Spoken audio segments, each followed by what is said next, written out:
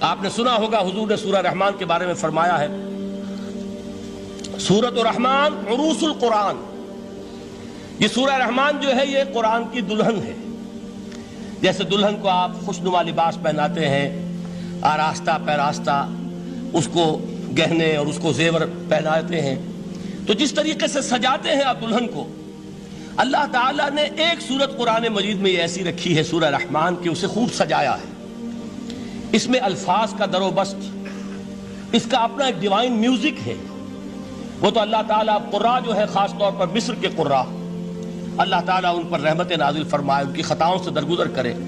جس طرح قرآن کے انٹرنسک میوزک کو انہوں نے واضح کیا ہے، واقعہ یہ ہے کہ اگر یہ لوگ نہ ہوتے، شیخ عبد الباسط محمد عبد الصمد، شیخ محمود خلیل الحصری، یہ لوگ کہ جنہوں نے قرآن کے اس غنا میوزک، یہ لفظ جو ہے آپ حیران نہ ہو کہ میں یہ کوئی شاید توہین کر رہا ہوں قرآن کی، حضور نے یہ لفظ استعمال کیا ہے، تغنو، اس قرآن کو اچھی سے اچھی خوشلحانی کے ساتھ پڑھو۔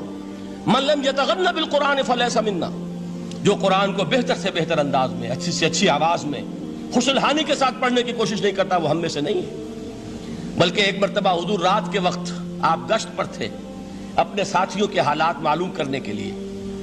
حضرت ابو موسیٰ اشعری رضی اللہ تعالیٰ عنہ ایک صحابی ہیں، ان کے گھر کے پاس سے گزر ہوا، وہ رات کو تہجد پڑھ رہے تھے، کھڑے ہوئے کیف کے عالم میں قرآن تلاوت کر رہے ہیں۔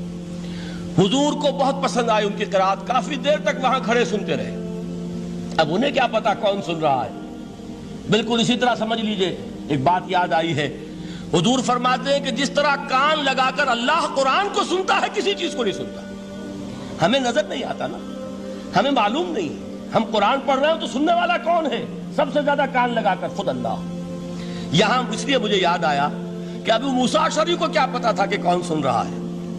وہ اپنی کیفیت میں نماز میں تہجد میں قرآن کی تلاوت کر رہے تھے، اور ظاہر بات ہے ان کے گھر ایکڑوں میں بنے ہوئے نہیں تھے، ایک ایک کمرہ، ایک ایک کوئی حجرہ، ایسے ہی تو گھر تھے نا صحابہ کے، لہذا حضور پاس سے گزرے، آواز آئی، کافی دیر سنتے رہے۔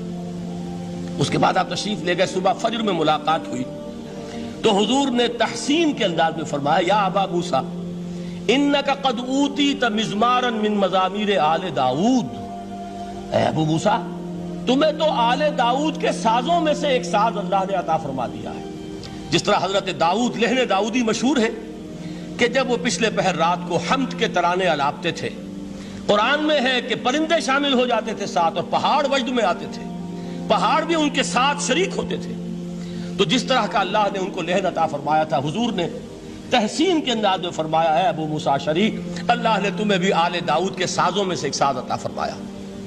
بہرحال قرآن مجید کا جو یہ میوزک ہے، قرآن کے الفاظ کا جو حسن ہے، جہاں تک حسن معنوی ہے وہ تو ہر لفظ میں ہے، لیکن یہ حسن ظاہری، حسن صوتی، حسن لفظی، یہ اپنے کلائمیکس پر آپ کو نظر آئے گا سورہ رحمان میں۔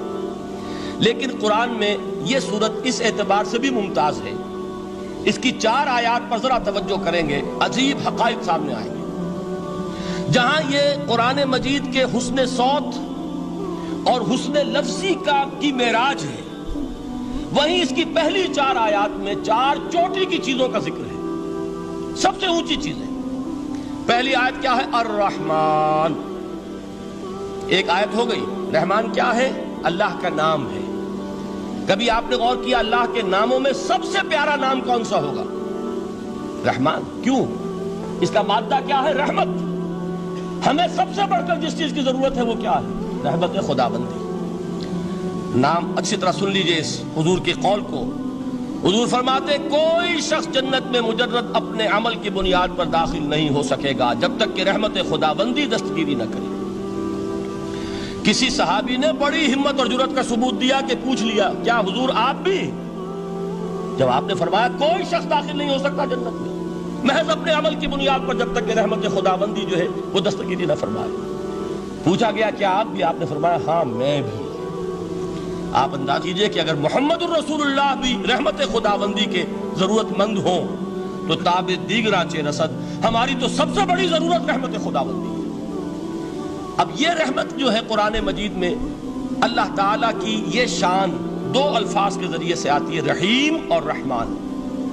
اور کوئی مادہ نہیں ہے جس سے 2 نام بنتے ہوں اللہ کے۔ لیکن یہ مادہ ہے واحد رحمت کا کہ جس سے رحمان بھی ہے رحیم بھی ہے۔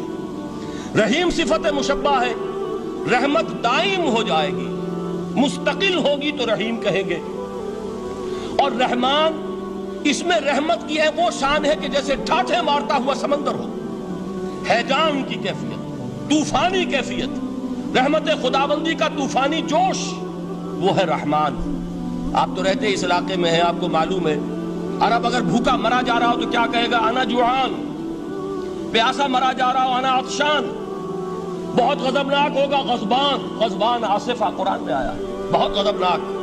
رحمان جس کی رحمت جو ہے جوش میں ہے، ٹھاٹھے مارتے ہوئے سمندر کے مانند۔ تو یہ اللہ تعالیٰ کے ناموں میں سب سے پیارا نام۔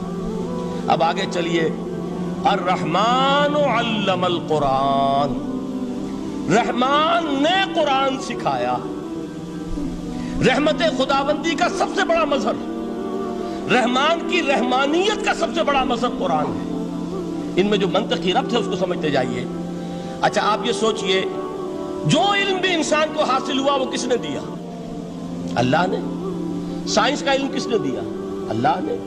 علم آدم الاسماء کلہا، وہ علم الاسماء جو حضرت آدم کو دے دیا گیا تھا ازل میں، یہ اسی کا ظہور ہے، یہ اسی کی ایکسفولیشن ہے جو ہو رہی ہے اور ہوتی رہے گی ابھی۔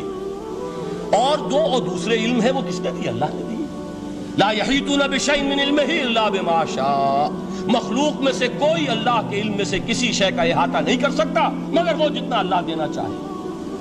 لیکن یہ کہ تمام علوم میں چوٹی کا علم قرآن، نوٹ کرتے جائیے، اب چوٹی کی چیزیں جمع کیجیے۔ اللہ کے ناموں میں چوٹی کا نام رحمان، اللہ نے جو کچھ انسان کو سکھایا اس میں چوٹی کا علم قرآن۔ خلق الانسان، انسان کو پیدا فرمایا۔ سوال یہ کہ حیوانات کو کس نے پیدا فرمایا؟ آسمان کس نے پیدا کیے؟ زمین کس نے پیدا کی؟ فرشتے کس نے پیدا کیے؟ کیا مطلب خلق الانسان؟